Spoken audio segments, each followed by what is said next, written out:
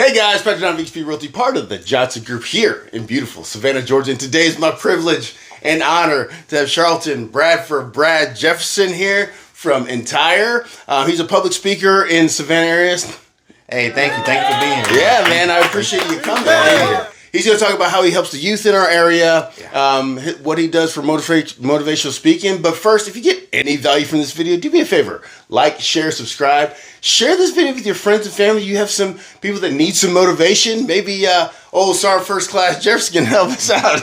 Definitely. That's what I'm here for. Anything I can do. Great. Hey, can you do me a favor before we get started so everybody kind of understands who you are? So you tell us a little bit about yourself, please. All right, I'll get right to the point. I like to keep it simple. Charlton Bradford Jefferson. I'm from a small town in South Carolina called Ridgeville. Real small, about a population of 1,000. Growing up, I had this infatuation with G.I. Joe. I love G.I. Joe. I used to watch G.I. Joe all the time. Me too. And I thought the Army was G.I. Joe. Yeah. So I convinced my mom to allow me to go in the Army at 17. Right. Thinking it was going to be like G.I. Joe. To my surprise, it was nothing like it. I mean, none of the cool scuba gear, none of the underwater stuff I was looking forward to, the self-propelled pods, none of that stuff. But on the flip side, I fell in love with the Army. I mean, I loved it. 22 years. And I would say, 80% of that time was perfect. I loved it. I had 1 or 2 years that didn't quite go the way I wanted to go, but I still enjoyed it, man. So I did that. Okay. Did the Army. Got out the Army. Tried to figure out, what was my niche, what it was, and figured it out that it was all about motivating people, which is what I was doing in the Army. Right. Motivating people, doing motivational speech, doing some mentoring. Got into that. Did that for a little while. Worked with one of the national organizations here in Savannah. But the thing that I do right now is, and it almost falls in the same category, but I'm a mental health technician for the youth. Okay. And that's super cool because I get to teach the young kids about, certain home skills, people skills, stuff that they need in their everyday living. So I love that right now. That's awesome. Yeah, that's awesome. Yeah. And you were a JRTC instructor, right, for Windsor Forest? I was at Windsor Forest High School, the castle, that's what they call it. And I enjoyed it. I loved it. Every minute of it was fun.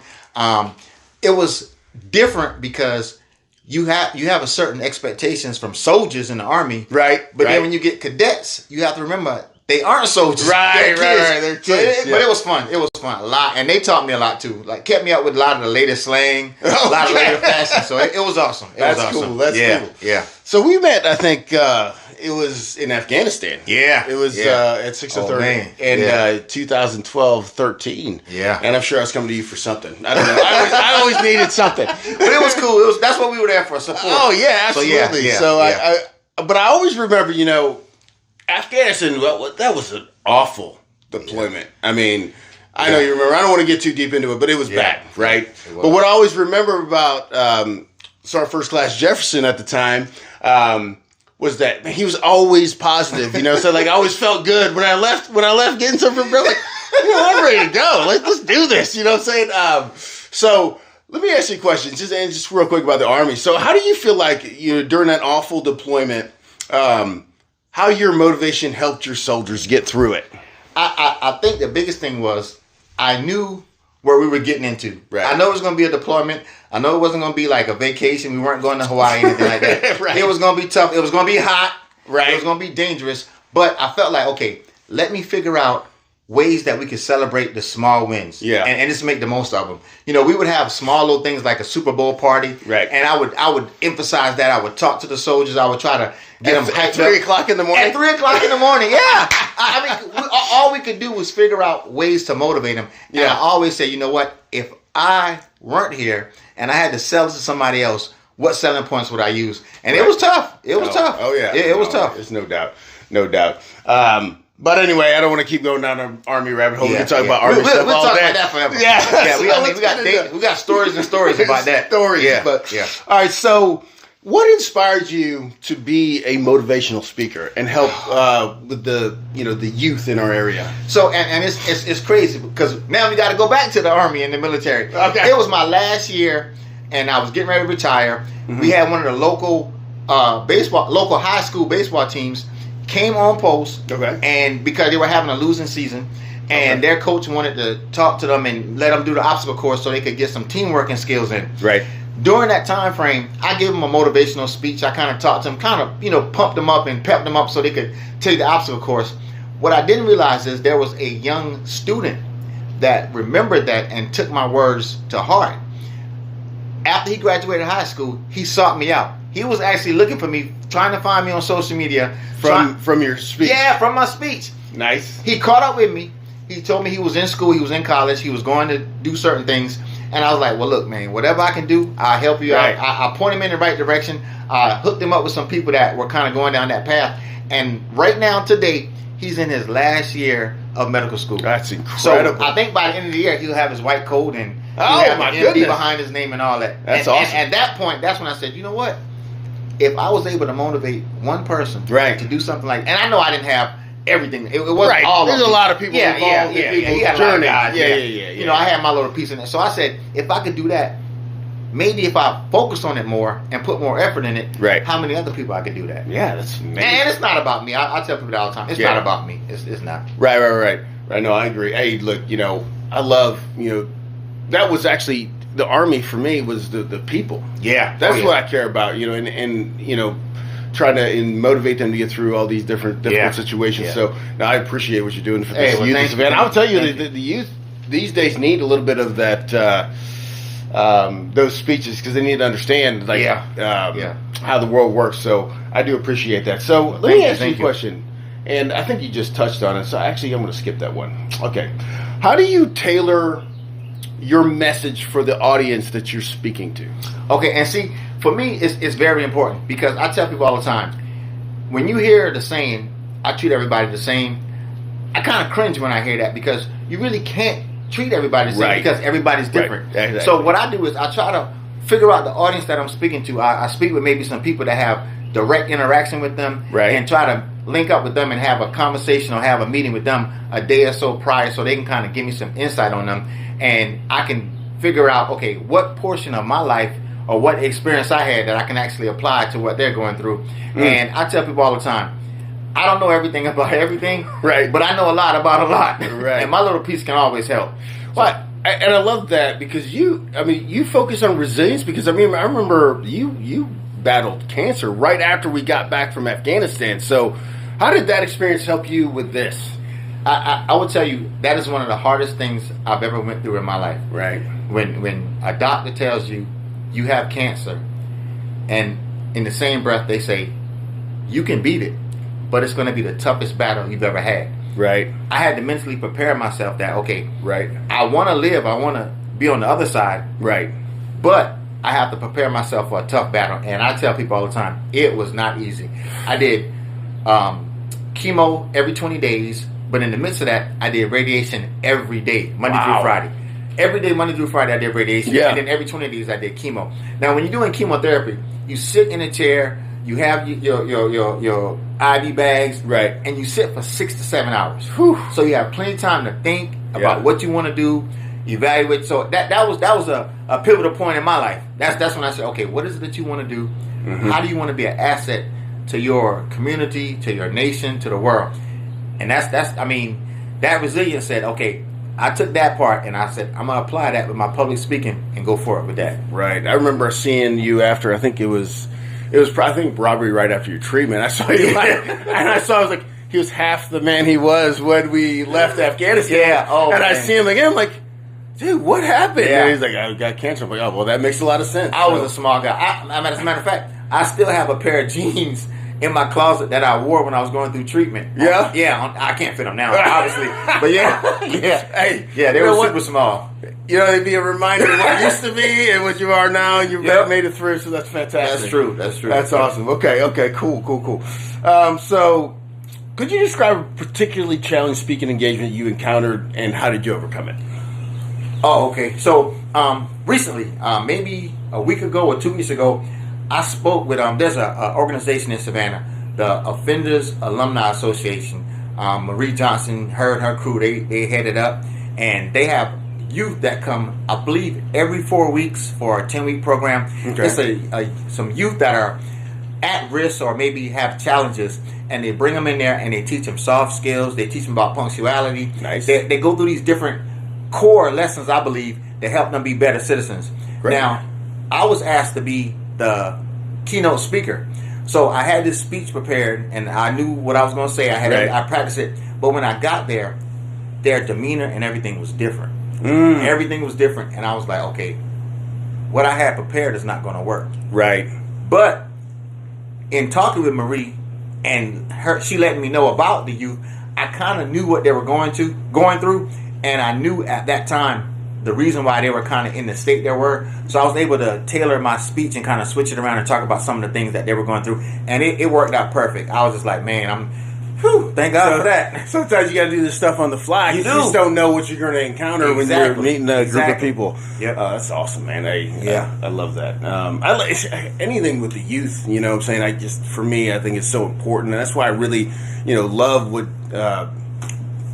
Sergeant First Class Jefferson. I remember Sergeant Charlton is doing for our youth in Savannah. So definitely hit him up if you're looking for the mentorship program for your kids. Like, he could definitely help you out. And let me say this right quick. I don't mind. People still call me Sergeant Jefferson. I get that all the time. I go by Mr. Brad. I go by Brad. I go by Jeff because people call me like I saw my first sergeant out there. He was like Jeff. And I'm like, oh, because when you hear Jeff, that's somebody from the Army, right? Okay, yeah. Either way, it's fine. I'm fine. All right, cool. Yep. All right, so in your opinion, what are the key qualities and characteristics that differentiate an effective speaker to just like your average speaker? Well, I think everybody has a story. Right. Everybody can get behind a podium or get a mic and clip a mic on their collar and talk. Anybody and everybody can do that because everybody has some experience that they can talk about. But I think the key thing is, and this is very important when it comes to me, I think it's able to relate to who you're speaking to. Right. It makes no sense for me to speak to a room full of women about women's rights. Right. No, absolutely. I could know what I'm talking about. I could be spot on. But you're not going to be able to deliver it exactly with conviction because you don't really know as much. You didn't experience it. Exactly. I can't. So I think that's one of the biggest things. Just having that way to connect and doing your research, knowing your subject matter, and actually just going for the always what you know about. Like you guys, I couldn't tell you about the helicopters. I can tell you about the radios in the helicopter, right? Because I was combo, but I couldn't tell you how to get them things up in there and fly. So you're confident in what you know, and leave the rest out. And even with that, I know enough people that I can point them in the right direction, or I can call for assistance. That's awesome. Yeah. Okay, great. Okay. Can you share some, I should say this instead. How do you stay motivated? Like, I know, getting out publicly and speaking is not, a lot of people don't like to do that. And I understand it. It's hard to do. I was lucky enough to be an instructor in the military. Yeah. At ALC for Advanced Leaders course in Fort Eustis, Virginia. And so I had to speak. I was forced to speak daily to strangers essentially every 6 weeks. So I had that experience. So for me, it's not as difficult, but I understand it's hard for some other people. How do you stay motivated and continue to refine your craft as a speaker? And this is going to sound real cliche, but I always remember that it's so not about me. Right. It's not about me. We paid our price. We did our time. Absolutely did. We can easily just go sit on the couch and watch sports all day. Right. But I feel like man, that sounds good. I know, man. I know. Playoffs coming up. Yeah. There we go. I just feel like all of us, if we have a gift or if we have a talent, we owe it to share it, and especially when it comes to something positive within the community and within our nation. So I feel like it's our duty. It's our second duty. Yeah, we retired and we still, Army values, still living up to our duties and stuff. So yeah. Well, I tell you, I think a lot. I was talking to. I met up with an old Army buddy actually yesterday for lunch, and it was just good to talk to him. But we have something to give to people. We have the ability. You could lose when you retire from the military. You could lose purpose, right? And a lot of times, the older guys that get out and then they just do nothing, watch SportsCenter, don't have a purpose. When the entire time I was in the military was take care of soldiers, take care of soldiers, take care of soldiers. The mission. And when you get out and they hit the brakes, right? Yeah. What do you do next? I think that, going after your passion, if it's for you, for helping the youth of Savannah and making a difference in the community, I think that's incredible what you're doing. It makes me feel good because I love to hear that. Well, thank you. A lot of kids need guidance, man. They do, and I'll say this all the time. And I was telling you earlier. Yeah, I know I say this at least twice a day. We have to remember, they're just kids. They're children. Yeah. They're still kids. I have to think about that. I have to think about it with my own kids. Yeah, because even though they super smart now, right, and they say stuff and they do things that make you forget they're kids, right, but they're still kids. Yeah. I think that's what it is because I think they're more educated now with stuff, so they can speak more intelligently about things that. Well, did you watch the basketball game? And that's all I got. That's all I had back in the day. And we forget that. Okay, this is a 7-year-old, but he's talking like he's been here before. Right? No, it's just he's much smarter than we were when we were 7. Yeah. You know, we only had 3 channels when I was. Facts of life. Give me a break. Give me a break. The Wonder Years. Yeah. Good life lesson shows. You remember the news only came on twice. Yeah. Now they got 24-hour news. Social media is out of control. Cartoons only came on Saturday. Kids are addicted to freaking their devices. Another thing that So I'm glad that you're doing what you're doing. Thank you. What role does storytelling and personal anecdotes play in delivering a compelling motivational speech? To me, in my humble opinion, it paints a better picture. When growing up, people used to always tell me, they're like, man, dude, you tell a story, but you have so much detail in the story. Like you go all around the world just to tell me one little thing. Right. And I never took that as an insult. I always thought like, hey, I'm just trying to make you understand what I'm saying. You're painting a picture. I think sometimes if you can put the imagination into their minds, they're gonna build that story in their head. It's gonna have more impact. They may be able to feel it more because you set the stage up to make them understand the point, and they're like, oh, okay, I get that. I truly believe that. It's almost like the difference between reading a book and watching a movie. Right. You hear a lot of people say the book was better than the movie. Absolutely. No, there's no doubt. Because you have the power Context. you imagine it, and then when you see it on your screen, you're like, that's not really what I thought it was going to be. What are you talking about? Yeah, it's supposed to be a lot bigger. Exactly. So, I totally get it. I get it. And that's what I do. That's what I really try to do. I really try to paint a picture. I believe, and this is an old communication sergeant speaking, I believe if I'm sending out a message, it's my responsibility to make sure you receive the message. Absolutely. I think that makes a lot of sense. Yeah, I believe that. So. Oh, okay. All right, great. Okay, so here we go. So how do you measure the impact of your speeches and ensure that your message has a lasting effect on the audience? And again, this is something I personally do. I don't knock somebody for not doing it, nor do I tell people they should do it, but I follow up. Oh, yeah. Everything I do is personal. When I'm, even though, there may be some fees associated with what I do, it's still coming from the heart. Right. And it's personal, and it's because I want to do it. So it's not like I'll meet a group of people and I'll talk to them one time and then they never see me again. Right. No, I'm following up. I'm seeing. Oh, that's awesome. What kind of effect my words have. Do I need to have another conversation? Right. Do I need to be accessible to people more than some? So I follow up is a big thing for me. I don't believe in just going one place, speaking, and then leaving. That's awesome. Yeah. It's kind of the same with my business. I mean, with real estate, I got follow up is where everything matters. I think the clients want to know that you care, and that you're interested in what their goals are for housing. So I can imagine the same with you, and I think that's great. Well, so our first class, Jefferson, I just want to say thank you so much for coming, man. Thank you for having me. Listen, and I know you could have had anybody up here, but for you to just, out of all the wonderful people in Savannah that's doing things, for you to pick me, I'm truly honored and I'm humbled. Thank you. And once again, like I said, it's the people, man. And I love it, man. And thank you for coming in. If you guys got any value out of this, actually, before I go there, if they want to get a hold of you to book an event or something, can you give them their phone number so that they can call you? I'm very easy accessible. You can go to my Facebook page, Charlton Bradford Jefferson. I have a website, entire.everything.com. And I tell people all the time, I don't have a problem giving out my personal cell phone number. Ready? Area code 706-836-8062. Feel free to call me, text me, email me. I'm available. That's what I'm here for. So and that's another thing. I really plan on being accessible. I don't want to be one of those people that you got to call 3 or 4 people just to get in touch with him. Right. You call me, I'm going to answer the phone. So that's awesome. Yeah. Well, thank you so much again. I really appreciate it. Thank you for having me. Absolutely. If you guys got any value from this video, do me a favor, like, share, subscribe. Give my boy a chance. Like, here's the other thing I want to say. You know, as veterans, helping veterans, like he wants to grow his business. I'm trying to grow my business. If you're a veteran in the area, hey, check him out. Check out his Facebook page, all that stuff. If you know anybody moving to Savannah, Georgia, give me a call. Yep. Or if they're moving, or if they're PCSing somewhere else or anything like that, I can find them a good real estate agent somewhere else.